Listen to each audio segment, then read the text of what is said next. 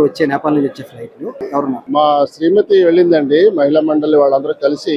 వీళ్ళందరూ కనీసం ఒక 81 మంది మనకి విజయనగరం, విశాఖపట్నం జిల్లా నుంచి స్త్రీలు, కొంతమంది పురుషులు వెళ్ళడం జరిగింది.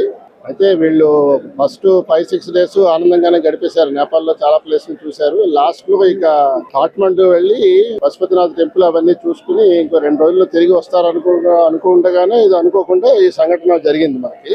అయితే మేము చాలా కంగారు పడ్డాం. ఇక్కడ వీళ్ళందరూ లేడీస్ వెళ్ళారు, వీళ్ళ సంగతి ఏంటి, హోటల్లో ఉండిపోతారు, వీళ్ళు ఎలా తీసుకురావాలి అదంటే ఇంత లోపలే మన ఆంధ్రప్రదేశ్ ప్రభుత్వం వెంటనే, అంటే ఎంత ఫాస్ట్ గా స్పందించారంటే మనం ఊహించలేనంత ఫాస్ట్ గా స్పందించారు. మేము కూడా అనుకోలేదు ఇంత ఫాస్ట్ గా స్పందిస్తారని. మేము ఇంకా అనుకునే లోపలే గవర్నమెంట్ నుంచి ఈ మెసేజ్లు రావటం, వీళ్ళకి అక్కడి నుంచి మెసేజ్లు అందటం, మీరేం భయపడకండి మేము ఉన్నామని చెప్పేసి ఇక్కడ ఎంబసీతో మాట్లాడడం.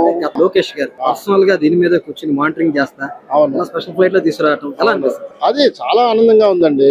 అసలు ఆయన వాళ్ళకి ఇంపార్టెంట్ సభ కూడా వదిలేసుకుని ఆయన రోజంతా కూర్చుని అక్కడ అలాగా స్క్రీన్ ముందు కూర్చుని ఆయనేమో కంప్లీట్ గా ఈ విషయంలో మాత్రం మేమందరూ కూడా చాలా మెచ్చుకుంటున్నాం ఆయన. ఎందుకంటే లీడర్ అన్నవాడు ప్రజలుగా దీని గురించి పట్టించుకోకపోతే లీడర్ అవడం. ఆయన అసలు నిజంగా అవన్నీ మర్చిపోయారు. ఆయన లోకేష్ గారు అయితే బ్రహ్మాండంగా పనిచేశారు. లేదంటే ఇప్పుడు వేరే పరిస్థితుల్లో స్పందించి ఉండకపోతే వీళ్ళందరూ చాలా ఇబ్బంది పడి ఉండేవారు. ఎందుకంటే బాగానే ఉన్నారండి. వాళ్ళు ఫోటో కూడా తీసుకుని మాకు పంపించారు. తర్వాత మన ప్రభుత్వం తరఫున అక్కడ ఏపీ భవన్ వాళ్ళు కానీ, తర్వాత ఇక్కడ మన ఈ చాలా ఏంటంటే చాలా ఫాస్ట్ గా ఉంది రెస్పాన్స్. ఎలా ఉందంటే లొకేషన్ పనితీరు దీంట్లో బ్రహ్మాండంగా ఉందండి.